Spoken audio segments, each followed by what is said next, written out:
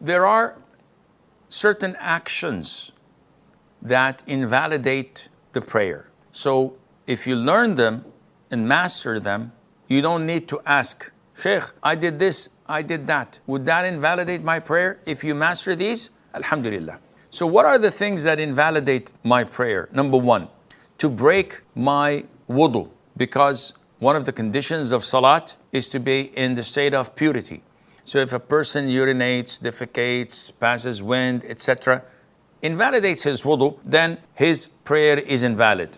Imagine someone in prostration and he takes a nap, he sleeps, wakes up after 5-7 minutes and says, whoops, I took a nap. Yeah, your prayer is invalid, akhi, because you broke your wudu. Number two, to be in touch with an impurity, an impure substance. So if it comes in contact with a worshipper and he's aware of it, this invalidates his prayer unless he removes it. So for example, while praying, I remember that I have an impurity on my headgear.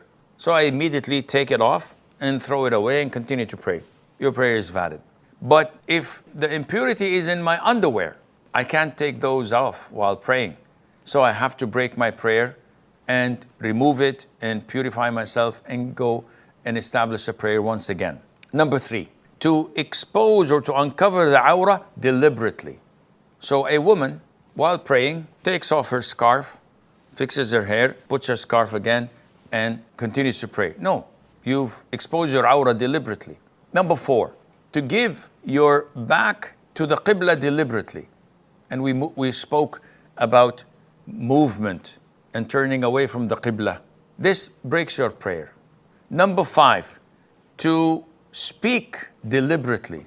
So while in prayer, someone says to you, where did you put my wallet? And you said, it's on the table there. And you continue to pray. This breaks your prayer because Allah Azza wa Jal ordered us in the Quran by saying, and stand before Allah devoutly obedient.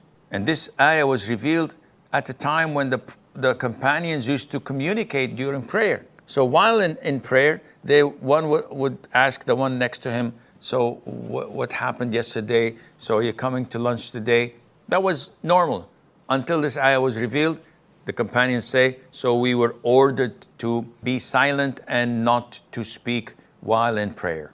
Number six, to laugh out loudly. So if someone laughs out loudly during prayer, the consensus of scholars that this invalidates his prayer. Number seven, among the things that invalidate a person's prayer, whether a man or a woman, is for a woman to pass in front of the worshipper, or a dog or a black dog would walk between the prostration spot and the standing position of an individual. The Prophet said, alayhi salam, when one of you stands to pray, he will be screened if he has something in front of him. That is like the back of a saddle. If he does not have something in front of him that is like the back of a saddle, which means that is this height, then his prayer will be interrupted. If a donkey, a woman, or a black dog passes in front of him. And this hadith was narrated by Imam Muslim. Now, I know that many people would say, whoa, you're resembling women to dogs and donkeys? I said, no, I'm not. This is the hadith of the Prophet ﷺ. And this is part of worshiping Allah without asking for justification or a legitimate reason. We comply without arguing. And this invalidates the prayer of a man praying or even a woman. So if a sister passes in front of her mom or her sister between her prostration position and standing position, this invalidates her prayer. Number 8, to abandon one of the pillars, to omit an essential part or condition or obligatory part of the prayer deliberately without any excuse. And we spoke about this before when we talked about the pillars and the obligatory actions.